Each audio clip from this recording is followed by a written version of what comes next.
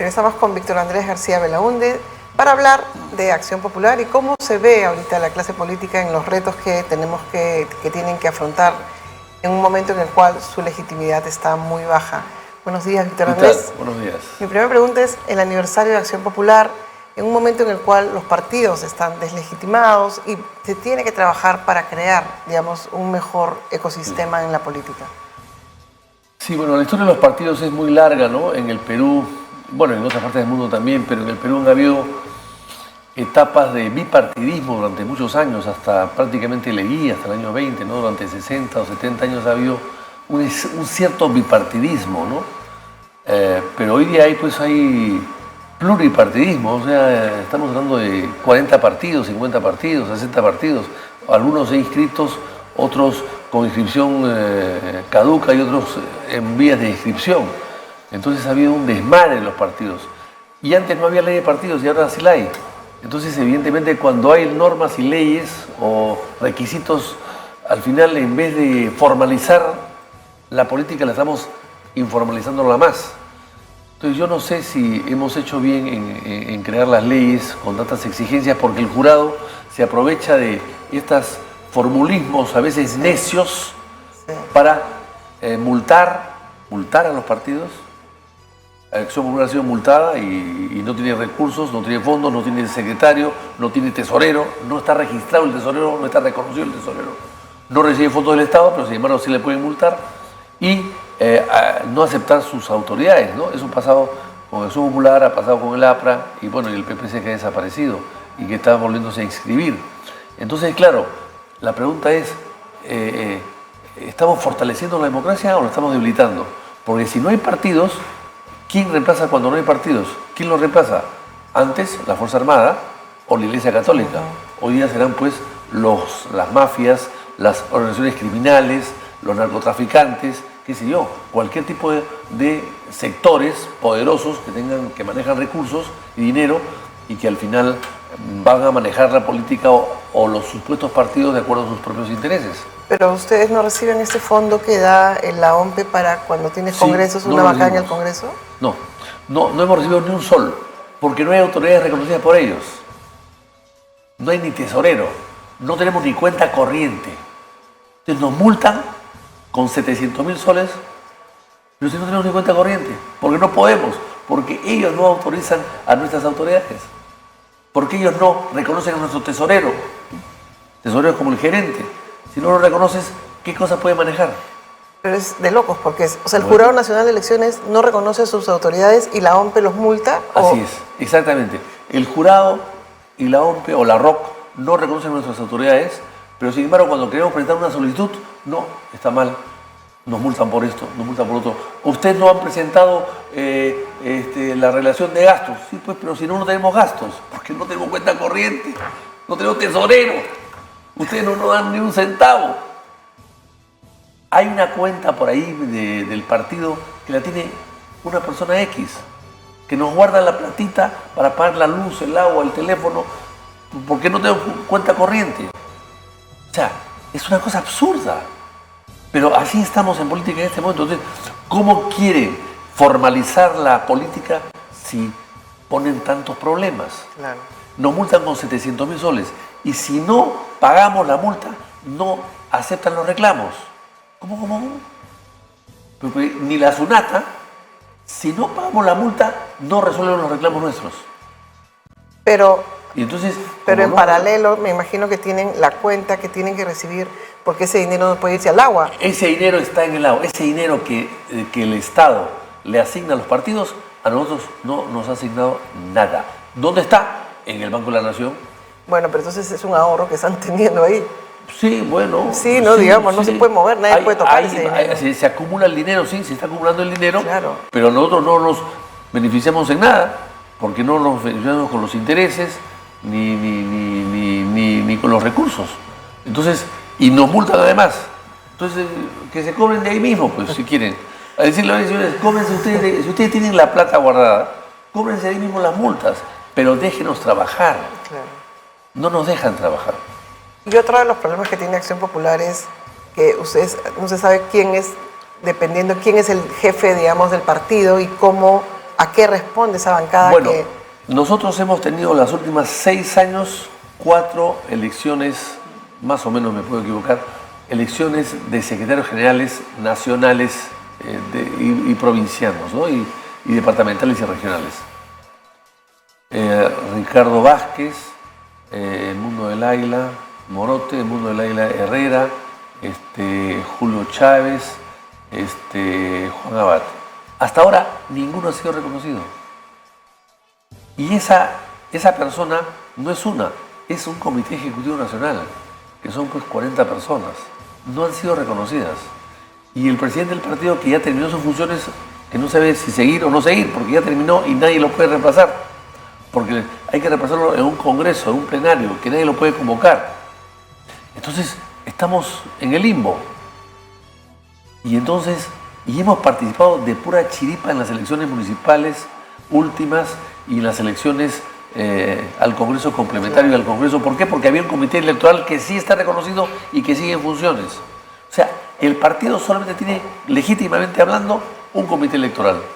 Y por tanto sí puede inscribir candidatos. Pero no hay cómo filtrar los candidatos, porque el partido no está funcionando. Entonces, cualquiera puede ser candidato. Esto es surreal. Digamos, Acción Popular, un partido que ha tenido presidentes... 67 años, 67 con 2 presidentes, con 3 presidentes, con... Una maquinaria. En 67 años debemos haber pasado por el Parlamento, pues, 500, 800 parlamentarios en 67 años, o de repente hasta 1000. No tenemos reconocimiento del jurado. Es surreal, es surreal. Cuéntame, entonces es mejor dejar el partido de lado, liquidarlo, no sé si se puede liquidar, y hacer un nuevo partido. Con 30.000 firmas, 25.000 firmas, te creas un nuevo partido y empiezas de cero.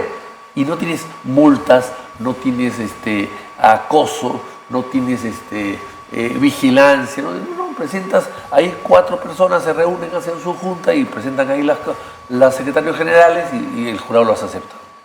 Bueno, eso es lo que quieren que hagamos. Esto es lo que quieren que hagamos. Mientras tanto, hay como líderes fácticos de Acción Popular. Y eso ha venido, claro. Eso de fáctico. Me imagino, ya no fáctico. Bueno, líderes en la práctica. Líderes en la práctica ¿no? Porque ¿quiénes están liderando la bancada que está en Acción Popular ahorita en el Congreso? Los niños. Ya. Que no son lo mejor de Acción Popular. Es la escoria, ¿no? Ya. O sea, son los niños.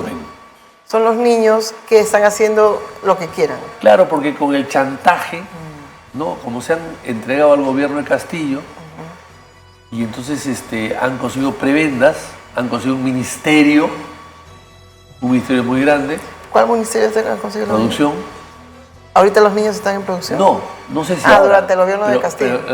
Primero pusieron a un señor Roger Incio, que fue jefe de campaña de Lescano, lo sacaron porque los niños no lo habían aprobado, parece que Lescano lo recomendó, pero los niños dijeron que no era de ellos, cercano a ellos me refiero, porque sí es un hombre. O sea, el líder de los niños es Johnny Lescano. O cercano a ellos. Él estuvo con ellos al principio, pero lo que pasa es que ellos han querido independizarse inclusive de Lescano, ¿no? Han querido, porque claro, según los periodistas, Lescano propuso a Roger Incio, que era su jefe de campaña, como ministro. Eso lo dijo en Panorama un periodista. Y luego, pero claro, los niños dijeron que Roger Incio no era de los suyos. Era una persona del partido, por supuesto, que yo conozco, una persona correcta, pero en fin, pero se prestó a esto. Y luego los niños dijeron, no, queremos algo que responda directamente a nosotros, no Lescano, sino nosotros. Entonces lo sacaron a él y pusieron a un señor Prado, creo que ha estado ministro hasta hace muy poco, más de un año, y él ha metido a toda la gente, pues los niños han metido ahí a toda su gente. Entonces les han dado trabajo a todos el resto de la bancada, y probablemente también le han dado trabajo a algunos amigos de otros colegas. Entonces han armado pues un grupo solidario en el Congreso, ¿no? Los niños y los que amigos de los niños. Y los amigos de los niños. Entonces por eso es que tienen pues tantos votos, por eso es que han sido blindados. Es increíble, no les pasó nada. Porque claro, viene el chantaje, oye, si tú no votas a favor mío, si tú no me blindas, yo te denuncio que le he dado trabajo a fulano y tal a pedido tuyo. Y te lo dicen abiertamente. Te lo dicen abiertamente. Entonces yo creo que eso, me parece que sería terrible que eso no termine lo más pronto posible, ¿no? Claro, el daño reputacional a Acción Popular que le hacen los niños es increíble porque no... Es increíble. Porque no pueden zafar tampoco de eso. Y además, y eso viene de atrás. ¿Qué cosas han hecho? Han hecho sus grupos en diversas regiones del país. Por ejemplo, en Chimbote o en Puno, en Trujillo, qué sé yo. Han hecho elecciones internas con gente de ellos mismos y han salido ganadores ellos y entonces automáticamente pasan a tener el puesto número 1. Entonces, claro, si tú te das cuenta, los niños han llegado al Congreso no por ser ellos conocidos o queridos en su región, sino porque la gente en un partido como el nuestro, que es conocido, el partido La Lampa, se vende muy bien, votan por el número 1 creyendo que es el mejor. Y no es el mejor. Eso ha pasado pues en Lima, con Arriola, que nadie lo conocía, se inscribió en el partido meses antes y puso 300 o 400 personas de los vasos de leche en Ate, con eso obtuvo el primer puesto dentro del partido, fue número 1 y claro, y atrás de él había gente muy conocida en el partido con mucha trayectoria, pero claro, la gente vota 1 y 2 o 1 y 4, 1 y 5, pero siempre vota 1 y ese 1 ganó y nadie lo conocía. Y después lo hemos conocido a través de las cosas que ha hecho. No, y lo hemos conocido porque le encontraron un buen fajo de dinero. Lo hemos conocido porque con $70.000 en su casa nadie tiene, ¿no? No, salvo él. Claro. Ni un banquero tiene esa parte en su casa. Claro, y eso es, digamos, eso es lo dramático que está pasando también en los partidos, ¿no es cierto? Tiene que haber filtros, y tiene que haber exigencias, y tiene que haber doble filtro, no uno, sino doble filtro, para ser candidato y una vez que ya eres candidato, inclusive para ser elegido.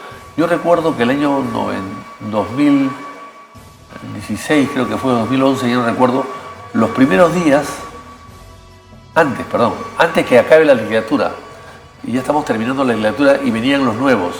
Y yo planteé en el Congreso que yo había descubierto que en los electos nuevos había 44 prontuariados. Entonces yo planteé en una de las últimas sesiones del Congreso en junio del 2011, planteé que no juramenten, cambié el reglamento para prohibirles juramentar mientras no solucionen su problema. Por supuesto que se opusieron. Pero esa era la idea. Si tú estás prontuariado, si tú estás procesado penalmente, pues perfecto, el Congreso puede tener la atribución, el derecho de emisión, digamos, de decir, bueno, no juramentes mientras no resuelvas tu problema. Bueno, tenemos el caso de José Luna, líder de Podemos, que salió electo y pidió permiso para ir a juramentar teniendo arresto domiciliario. Ya no lo tiene, pero fue, digamos, un caso simbólico. Y es el jefe de presupuesto en el Congreso. Fuera del partido. Además, ese es un topo, porque Luna fue condenado como topo por haber recibido $40.000 de Montesinos. ¿Por qué? Porque la Pinchi declaró eso. Y había un papel que decía 40.000, que se dio Luna Gálvez. Pero claro, durante el juicio, el papel no lo reconocieron como tal, la declaración de la Pinchi no se tomó en cuenta y salió libre. Y regresó al Congreso 2 o 3 años después, e inclusive cobró los años que no había estado fuera. Ah, cobró de vengados. Sí, claro. Ah, bueno.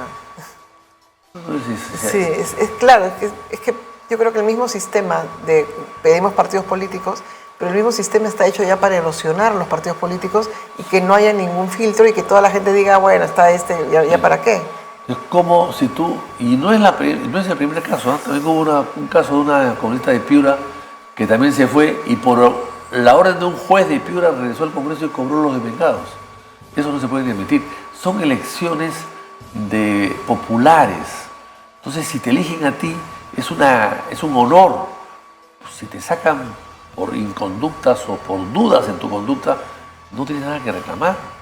Es una gracia divina la que te ha caído ahí y por lo tanto no tienes por qué además pedir indemnización por el daño por los años que has estado fuera, los meses que has estado fuera o los daños que te pueden haber hecho, ¿no? O sea, es un sistema que hay que reconstruir, Usted fue secretario en el Palacio de Gobierno cuando se regresaba, digamos, se acabó el gobierno militar y Fernando En el año Belaúnde 80, sí. en el año 80. ¿Cómo fue, digamos, estar en el Palacio de Gobierno en un momento en el cual era muy importante para la democracia? Regresaba Fernando Belaúnde. Bueno, hay cosas acá que son interesantes, ¿no? En primer lugar, era un cambio radical, ¿no? Hay que recordar que era el gobierno militar vota a Belaúnde en el año 68 y los mismos militares que lo votan, lo reponen, obligados por la votación popular, por supuesto. Entonces fue unos días al principio tensos, porque el comandante general del ejército era Hoyos Rubio, el general, que era un general que cuando fue comandante asaltó el palacio y sacó a Belaúnde. Entonces se presentó Hoyos Rubio, que hay un cuartel con su nombre porque murió después de un accidente de aviación. Se presentó el general Hoyos Rubio, donde el presidente Belaúnde le dijo: acá está mi pase al retiro.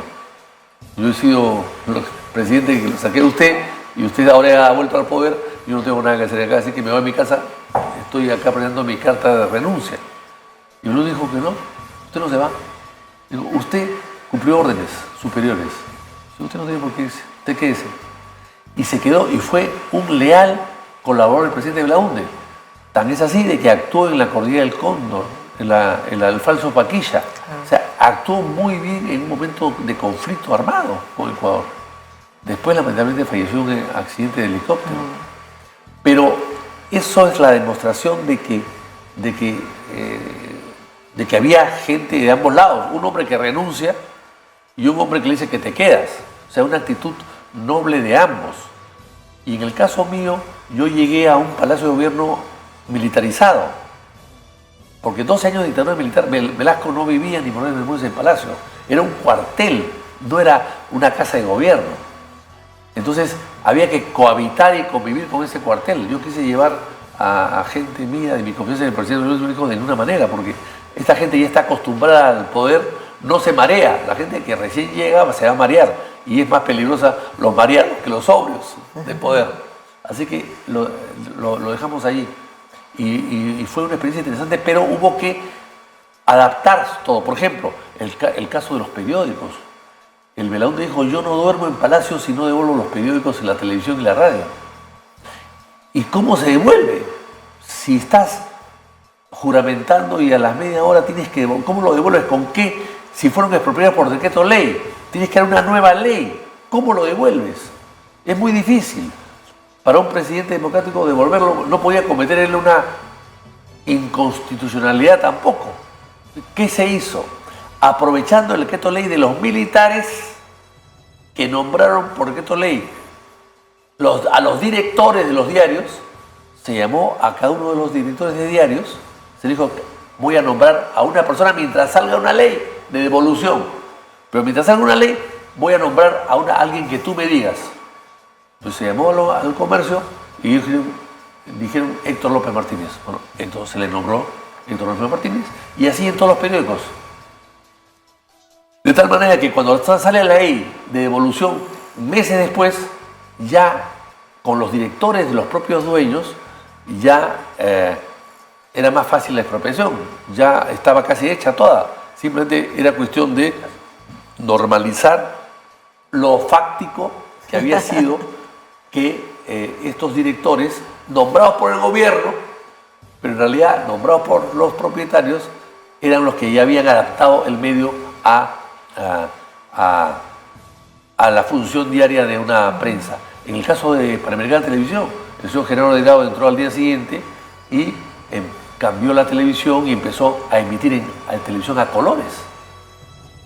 Antes se emitía en blanco y negro, claro. Empezó a emitir a colores. Y entró toda la gente que se había ido con él, Martínez Morosini y una serie de gente que había salido, regresó y empezó a manejar la televisión. O sea, fácticamente ya era privada, pero legalmente seguía siendo pública. Impresionante. Claro, pero Caretas, por ejemplo, dejó de emitirse, fueron del país. O sea, en ese momento Caretas no tenía un director que funcionara, no se tomó Caretas. Es que Caretas era una revista, sí. No creo que se tomó nunca así. No se pudo tomar. Claro, había Opinión Libre, una revista que empezó a salir, ¿no? Yeah. Que desapareció con Chininos Lizares, creo que es Chininos Lizares, y Opinión Libre, y Bueno, y la revista Gente, que había estado siempre con el gobierno, ¿no? O sea que ahí no hubo ningún problema. Y ahí entonces, digamos, tenían lo de los medios, tenías también, bueno, lo que decía, que era como un cuartel, Palacio de Gobierno, y gobernar en un momento en el cual tenían que... Todo, mire, cuando Belaúnde estuvo en el poder el primer año, la primera vez, del 63 al 68, los mozos eran civiles, los mayordomos. Y esos mayordomos, que eran civiles, manejaban muy bien las cosas y fueron pues condecorados y alabados por los presidentes que tuvieron en Palacio. De Gaulle, por ejemplo, estuvo feliz en Palacio, muy bien atendido. Bueno, cuando regresa Belaúnde del año 80, ya casi todo el servicio era militar. O sea, ya no era un mozo civil que conocía pues cómo atender a las personas o cómo servir. No, eran todos soldados. Yeah. Sí, claro, soldados metidos al rubro del servicio de mesa, sí pues, pero no eran lo mismo. No tenían esa sutileza, esa delicadeza. Y el chef, bueno, era un chef de un cuartel, no era un chef de un restaurante de lujo como había antes, ¿no? Pero eso no se cambió. Yeah. Eso no se cambió. Eso se dejó así porque para no crear pues estos sobresaltos de la gente que se marea en el poder, ¿no? No, claro, y bueno, lo último es, bueno, y surgió Sendero Luminoso, ¿no? Que desgraciadamente ahí y surge Sendero Luminoso, que eso afectó mucho al gobierno, ¿no? Porque el gobierno no sabía qué cosa estaba pasando. Yo recuerdo haberle visto al presidente Belaúnde en cada acuerdo supremo, porque claro, en Palacio de Gobierno, en el gobierno, hay los consejos de ministros, que es una vez a la semana, pero hay acuerdos supremos, o sea, el acuerdo entre el presidente y el ministro todas las semanas, inclusive 2 por semana. Acuerdo supremo de Interior. El presidente de la República se reúne con el ministro del Interior y ven el tema de Interior, vivienda, educación, etc.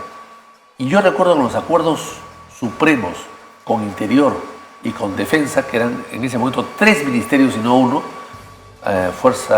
el Ejército, Aeronáutica y la Marina. El presidente decía, ¿dónde está Ismael? ¿Dónde está Ismael? Quiero información. Y nadie sabía. O sea, los militares le decían, no, presidente, no sabemos, no existe, ya murió. ¿Dónde está Ismael? No, ya murió, no existe. O es un mito. O sea, yo recuerdo la preocupación constante del presidente Belaúnde en saber cómo se desarrollaba la lucha contra la subversión y, por supuesto, cuidando siempre las buenas formas, porque Belaúnde era un demócrata y cuando vino el ataque de Ayacucho y la muerte de Lil Lagos, él se preocupó y dijo, oye, ¿qué es esto? ¿Por qué? Acá había un abuso, ¿no? Averigüen bien qué cosa ha pasado. O sea, él muy preocupado siempre en el respeto a los derechos humanos, pero también en la firmeza de la Fuerza Armada y las facilidades que tenía para darle todos los instrumentos que pueda hacer una buena labor, ¿no? Claro, fue un tema de inteligencia, ¿no? La inteligencia claro, por ejemplo, una cosa elemental. Se mandó la Fuerza Armada después de mucho a Ayacucho, de 2 años casi, porque la policía se fue desbordada, y los soldados se iban con muy buena fe, pero se iban al campo a combatir en botas. Entonces, Belaúnde decía, oiga señores, pero botas en la selva, no pues, botas, perdón, en los Andes, hay que ir con zapatillas. O sea, hubo que adaptar toda una logística para combatir la subversión y sobre todo llegar a todos los... Y este mito de que recibió que recibió el informe de la Amnistía Internacional, el primero que se hizo sobre el tema de desaparecidos y que lo botó en un tacho de basura. Eso es un mito. En realidad, en realidad la amnistía no entendía, mucha gente no entendía el problema en ese momento. Amnistía no era la única, sí. Amnistía evidentemente hizo una serie de informes equivocados y Belaúnde se molestó, pues. No sé si lo tiró a la basura, pero dijo una expresión, oiga, esto es para tirarlo, como para tirarlo a la basura, como para tirarlo, pero no creo que lo haya tirado, no, como para tirarlo, sí. ¿Por qué? En el caso de Churajay fue muy importante. En Churajay había una versión y luego nombró a Vargallosa, la Comisión Vargallosa, para que vaya. Vargallosa hizo un trabajo impecable, no quiso al principio ir y después aceptó. Y Vargallosa hizo un informe que la Comisión de la Verdad 20 años después lo ha ratificado, sí. Pero por ese informe Vargallosa fue sentado al banquillo de los acusados en Ayacucho. Hay que recordar a Vargallosa frente a los jueces en Ayacucho. Sí, que lo querían meter, meter preso. Sí, y la comisión que estaba Juan Ocio, había una serie de gente que había formado, que eran antropólogos, sociólogos, y que habían llegado ellos a la verdad. Nadie les creyó la verdad a Vargas Llosa. Sí. Y que la Comisión de la Verdad tuvo 20 años, pues, decir que sí. Entonces, ese tipo de dudas que se acusaban que es un problema, hay que recordar que hasta la Comisión de la Verdad, todos los años, cuando se celebraba el aniversario de la muerte de los periodistas de Yurajay, pedían justicia, sí, y justicia, y justicia, y justicia, y acusaban al gobierno y a la Fuerza Armada, hasta que llegó el informe de la Comisión de la Verdad. Pero durante 20 años las romerías eran contra Vargas Llosa, contra el gobierno y contra los militares.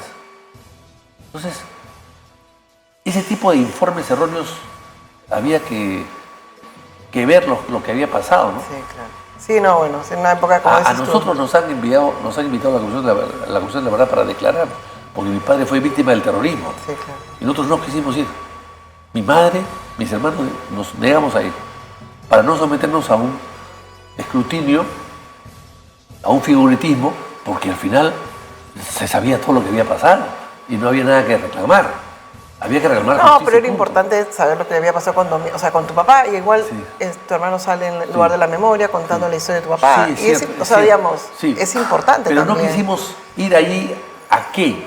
A decirle a esta comisión lo que ya todo el mundo sabía, lo que ya sabíamos nosotros, ¿a cambio de qué? ¿Qué ganábamos? No es que tengas que ganar, pero tú sabes perfectamente que contar bien los hechos y hacer, digamos, eso es importante, ¿no? En un país la historia es importante. Pero en la Comisión de la Verdad, por ejemplo, hay una serie de errores. Por ejemplo, se dice que había una política de abuso, no sé si abuso, no es una palabra, hay una política gubernamental de eliminación al terrorismo o algo así, no conozco la frase bien. ¿Por qué? Porque sacan unas declaraciones del Gaucho Cisneros diciendo de que si hay 10 personas detenidas y 5 son terroristas, en buena hora que se liquide a los 10. Algo así dijo Cisneros en Caretas. Sí, pues, pero en base a una declaración de Cisneros tú no puedes hacer una política de Estado. A un militar como Cisneros, que cuando declara eso ya no era ministro y era un general retirado, que lo declaró en Caretas. Ya. Entonces, por una declaración de esa naturaleza tú no puedes echarle la culpa a un gobierno de una política antiterrorista de liquidación. Claro, el mejor terrorista es el terrorista muerto, algo así. Así dijo. Sí, pues, así pensaba Cisneros. Sí, pues. Y por eso es que dejó de ser ministro. Sí. Bueno, muchísimas gracias por la conversación tan interesante que hemos tenido con Víctor Andrés García Belaúnde. Qué bonita conversación, un lunes por la mañana. Y bueno, hasta la próxima. Muchas gracias. Gracias.